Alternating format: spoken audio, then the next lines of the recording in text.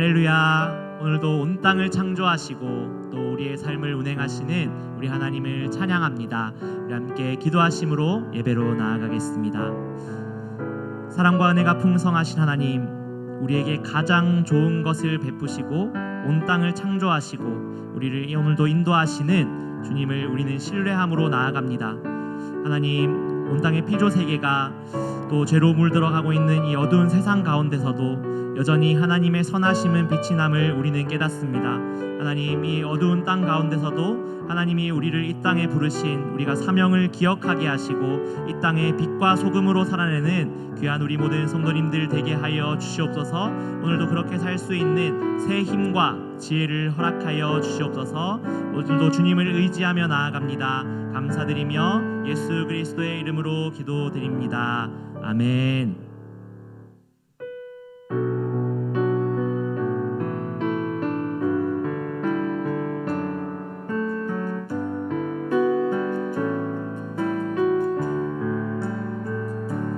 참 아름다워라 주님의 세계는 저솔로몬의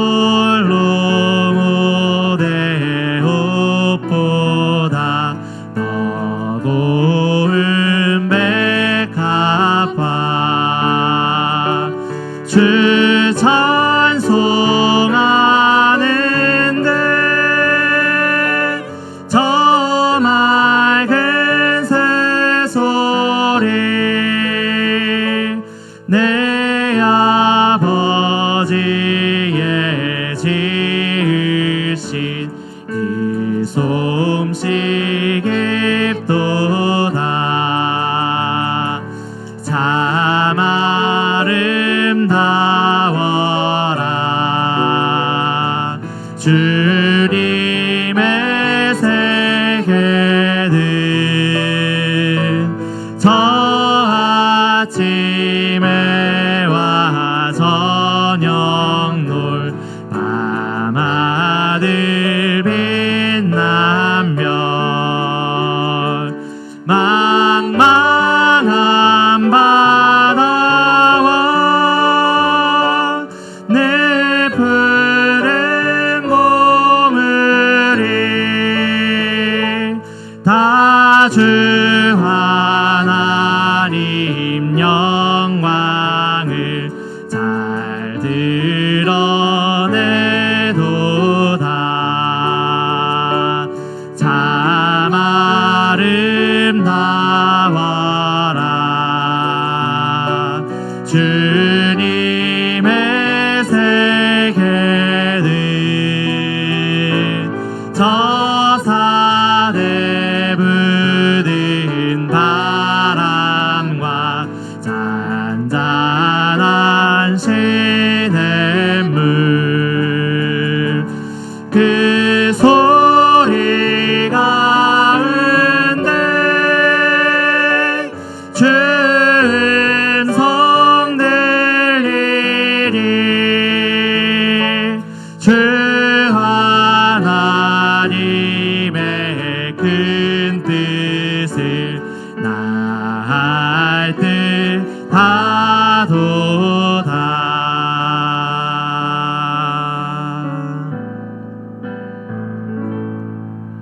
나를 지으신 이가 하나님, 나를 부르신 이가 하나님, 나를 보내신 이도 하나님, 나의 나 된 것은 다 하나님 은혜라. 나의 달려갈 길 다 가도록 나의 마지막 골 다 하도록 나로 그 십자가 품게 하시리. 나의 나 된 것은 다 하나님 은혜라.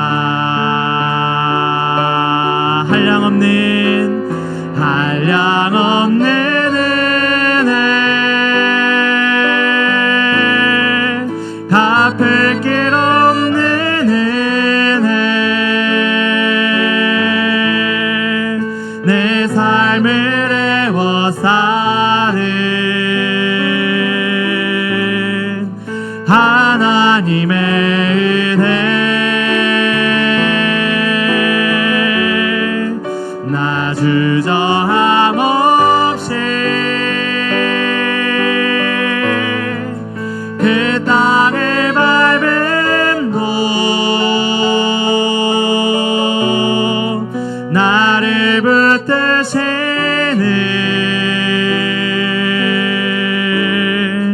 하나님의 은혜 한량없는 은혜 한량없는 은혜 갚을 길 없는 은혜 내 삶을 애워싸는 하나님의 은혜 나 주저함 없이 그 땅을 밟음도 나를 붙드시는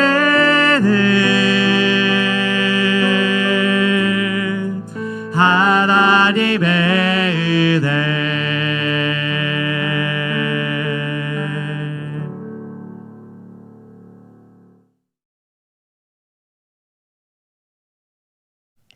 할렐루야!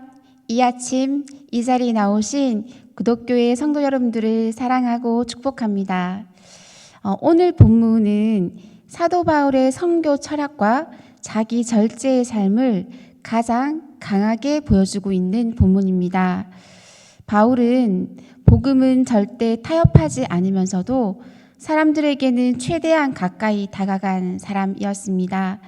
또한 오늘 본문에 나타난 경기장의 비유를 통해서 얼마나 복음을 사랑했는지, 또 하나님을 얼마나 사랑했는지, 그리고 자기 삶 전체가 하나님 앞에 진실하기를 원했는지 너무나 잘 드러나 있습니다. 그래서 그는 자신을 계속 점검합니다. 오늘 본문을 이해하려면 먼저 당시 상황을 조금 살펴볼 필요가 있습니다. 고린도 교회는 이러했습니다. 바울이 2차 전도 여행 중에 또 고린도에 머물며 세운 교회이죠. 복음을 전하고 제자를 세우고 공동체를 형성하였습니다. 분열과 파벌도 있었고 세속 문화의 영향도 받았으며 자유를 오용하는 여러 문제가 있었음에도 불구하고 바울은 이러한 고린도 교회를 매우 사랑했습니다. 바울이 사랑한 이 교회, 고린도 교회 안에는 유대인, 헬라인, 철학적 배경을 가진 사람, 우상숭배 문화 속에 살던 사람, 율법에 민감한 사람, 자유를 강조하는 사람이 모두 섞여 있었습니다. 그래서 갈등이 많았습니다. 특히 이 문제가 있었는데요. 그리스도인의 자유를 어디까지 사용할 수 있을 것인가 라는 문제가 대두되었습니다. 바울은 여기서 자유보다 더 중요한 것이 있다고 이야기합니다. 그것은 사람을 살리는 복음입니다. 오늘 본문 말씀을 통해서 바울이 전하고자 하는 사람을 살리는 복음이 무엇인지 더욱 깊게 묵상하는 하루 되시길 소망합니다. 고린도전서 9장 19절에서 27절까지의 말씀입니다. 내가 모든 사람에게서 자유로우나 스스로 모든 사람에게 종이 된 것은 더 많은 사람을 얻고자 함이라. 유대인들에게 내가 유대인과 같이 된 것은 유대인들을 얻고자 함이요 율법 아래에 있는 자들에게는 내가 율법 아래에 있지 아니하나 율법 아래에 있는 자같이 된 것은 율법 아래에 있는 자들을 얻고자 함이요 율법 없는 자에게는 내가 하나님께는 율법 없는 자가 아니요 도리어 그리스도의 율법 아래에 있는 자이나 율법 없는 자와 같이 된 것은 율법 없는 자들을 얻고자 함이라. 약한 자들에게 내가 약한 자와 같이 된 것은 약한 자들을 얻고자 함이요 내가 여러 사람에게 여러 모습이 된 것은 아무쪼록 몇 사람이라도 구원하고자 함이니 내가 복음을 위하여 모든 것을 행함은 복음에 참여하고자 함이라. 운동장에서 다름질하는 자들이 다 달릴지라도 오직 상을 받는 사람은 한 사람인 줄을 너희가 알지 못하느냐. 너희도 상을 받도록 이와 같이 다름질하라. 이기기를 다투는 자마다 모든 일에 절제하나니 그들은 썩을 승리자의 관을 얻고자 하되 우리는 썩지 아니할 것을 얻고자 하노라.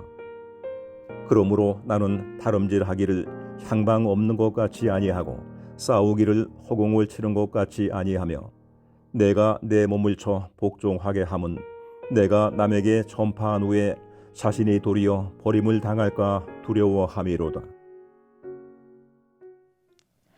오늘 본문에서는 예수님처럼 그 길을 걸어가는 바울의 모습을 자세히 살펴볼 수 있습니다. 바울에게서 예수님의 흔적을 찾아가며 오늘 말씀을 살펴보고자 합니다. 우리 다 함께 19절을 읽어보도록 하겠습니다. 제가 대표로 읽도록 하겠습니다. 내가 모든 사람에게서 자유로우나 스스로 모든 사람에게 종이 된 것은 더 많은 사람을 얻고자 함이라. 아멘. 바울은 자유로운 사람이었습니다. 그는 사람에 매여 있지 않고 또 율법으로 옳게 되려고 하지도 않았습니다. 즉, 그는 이미 예수 그리스도의 안에서 자유를 얻은 그런 사람이었습니다. 그런데 왜 스스로 종이 되었을까요? 바울은 이렇게 이야기합니다. 나는 비록 자유롭지만 사람들을 살리기 위해서 스스로 낮아진다라고 말합니다. 바울의 관심은 자존심에 있는 것이 아니라 영혼 구원에 있었기 때문에 종이 될 수 있었던 것입니다. 이것은 사뭇 예수님의 모습과 닮아 있습니다. 예수님도 하나님의 아들이셨지만 인간 가운데 인간 세상에 오셔서 섬기셨습니다. 바울은 예수님이 가신 그 길을 따라간 것입니다. 또 20절을 살펴보면 유대인들에게 내가 유대인과 같이 된 것은 유대인들을 얻고자 함이요 라고 이렇게 기록되어 있습니다. 바울 자신이 유대인인데 유대인처럼 되었다란 말은 무슨 말일까요? 그는 복음을 위해 필요할 때 유대인의 문화를 존중했습니다. 관습을 존중했습니다. 유대인에게는 율법과 전통이 매우 중요하다는 것을 무엇보다 잘 알고 있었기 때문입니다. 중요한 것은 바울은 율법의 그 핵심, 율법의 진리는 결코 복음의 핵심, 복음의 진리는 결코 바꾸지 않았습니다. 예를 들어서 예수님이 없어도 구원받을 수 있어 라고 이야기하지 않았습니다. 대신 그는 복음을 듣기 전에 불필요한 거부감부터 만들지 않겠다라는 태도를 가진 것뿐입니다. 우리 21절 함께 읽도록 하겠습니다. 제가 읽겠습니다. 율법 없는 자에게는 내가 하나님께는 율법 없는 자가 아니요 도리어 그리스도 율법 아래에 있는 자이나 율법 없는 자와 같이 된 것은 율법 없는 자들을 얻고자 함이라. 아멘. 여기서 율법 없는 자는 이방인을 뜻하죠. 헬라 문화권 사람들은 유대율법을 잘 몰랐고 생활 방식도 달랐습니다. 바울은 그들과 대화할 때 그들의 언어를 이해했고 그들의 관점을 존중했습니다. 복음은 상대를 무시하면서 전하는 것이 결코 아닙니다. 그 사람의 세계 안으로 들어가서 전해져야 하기 때문입니다. 이 말씀은 단순히 사람들에게 잘 맞춰주자라고 이야기하는 것이 아닙니다. 바울은 이방인에게 다가가기 위해서 유대 문화를 강요하지 않았습니다. 하지만 이렇게 말합니다. 하나님께는 율법 없는 자가 아니요 그리스도 율법 아래 있는 자다라고 말합니다. 이 말은 굉장히 중요합니다. 바울은 문화적으로 굉장히 유연한 태도를 취했지만 영적으로는 결코 타협하지 않겠다라는 본인의 뜻을 확실하게 이야기하고 있습니다.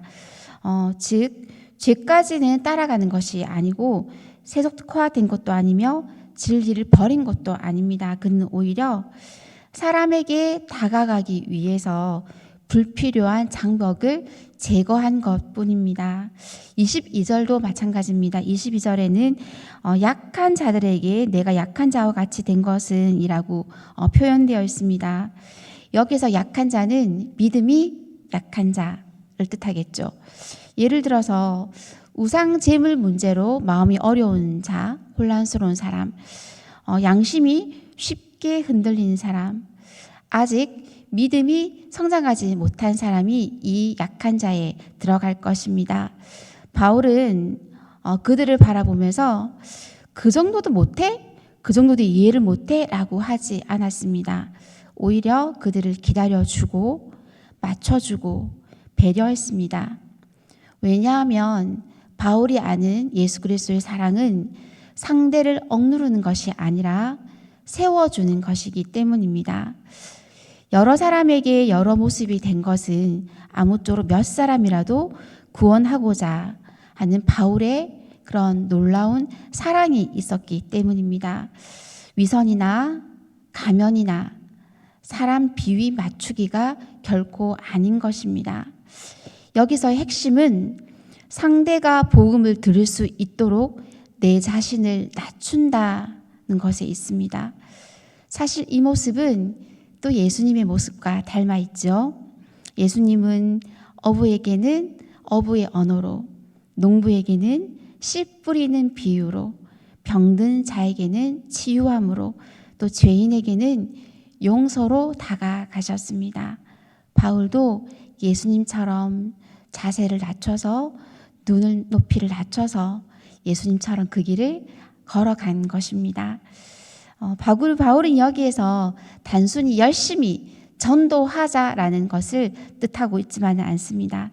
복음 위에서 자신을 내려놓는 삶, 사람들을 얻기 위한 사랑의 자세, 목표를 향해 절제하며 달려가는 신앙을 이야기하고 있습니다. 또 함께 23절을 읽으며 나아가도록 하겠습니다. 23절 읽을 때 제가 읽도록 하겠습니다. 내가 복음을 위하여 모든 것을 행함은 복음을 참여하고자 함이라. 아멘. 앞선 모든 구절을 요약하는 핵심 구절입니다. 짧은 구절이지만 사도 바울의 삶의 중심과 신앙의 열정이 압축되어 있습니다. 여기서 가장 먼저 보이는 것은 바울 인생의 중심이 바로 복음이라는 것입니다. 자신의 삶을 성공, 명예, 부, 안정 그렇게 세상을 향해 그 중심을 두지 않았습니다. 그의 삶의 기준은 이것이 복음을 위한 것인가 아닌가였습니다. 바울에게 복음은 단순한 메시지가 아니라 자신을 완전히 바꿔놓은 하나님의 능력이었기 때문입니다. 바울은 그래서 자신을 포기했고 권리를 내려놓았고 문화적으로 자신을 맞추었고 고난도 감수했습니다. 왜냐하면 복음이 사람들에게 막히지 않기를 원했기 때문입니다. 사람들에게 인정받기 위해서 자신이 결코 낮춘 것이 아님을 알 수 있습니다. 바울은 복음을 위해 자신의 삶 전체를 사용했습니다. 바울은 단지 복음을 전달하는 직원처럼 그 자리에 있기를 원하지 않았습니다. 그는 복음 안에서 살고 싶어 했습니다. 바울에게 복음은 삶 자체였습니다. 그는 복음을 설교했고 복음을 위해 고난받았고 복음 안에서 기뻐했고 행복했으며 복음을 통해 하나님과 동행하는 삶을 살아내었습니다. 바울은 나는 복음의 바깥에서 복음을 말하는 사람이 아니라 복음 안에서 그 삶을 살아내는 것이라 그런 사람이다라고 스스로 증명해 나가고 있는 그런 모습을 알 수 있습니다. 많은 사람들은 복음을 의무처럼 여기고 또 신앙을 해야 하는 것으로 생각합니다. 그러나 바울은 다릅니다. 그는 복음을 부담 이전에 기쁨으로 받아들인 그런 믿음의 사람이었던 것입니다. 이런 모습 또한 예수님의 모습을 엿볼 수 있습니다. 예수님도 자신을 비우셨고 사람들 가운데 오셨고 십자가까지 순종하셨습니다. 바울은 그런 예수님의 복음의 길을 따라 나선 것입니다. 24절 이하 부분에서는 운동선수 이야기를 합니다. 고린도 지역에서 유명한 경기인 이스미안 경기가 열렸습니다. 올림픽 경기랑 또 비슷한 부분이기도 하죠. 육상, 격투, 전차 경기 등이 열렸습니다. 국제 스포츠 대회와 비슷합니다. 이스미안 경기를 알기 때문에 사람들은 이 비유를 아주 생생하게 이해했을 것입니다. 선수들은 경기 전에 오래 또 훈련을 하였고 식단을 조절했으며 근육 생활을 하였고 체력 훈련을 했죠. 이렇게 열심히 준비한 경기의 우승 상품은 뭘까요? 바로 명예였습니다.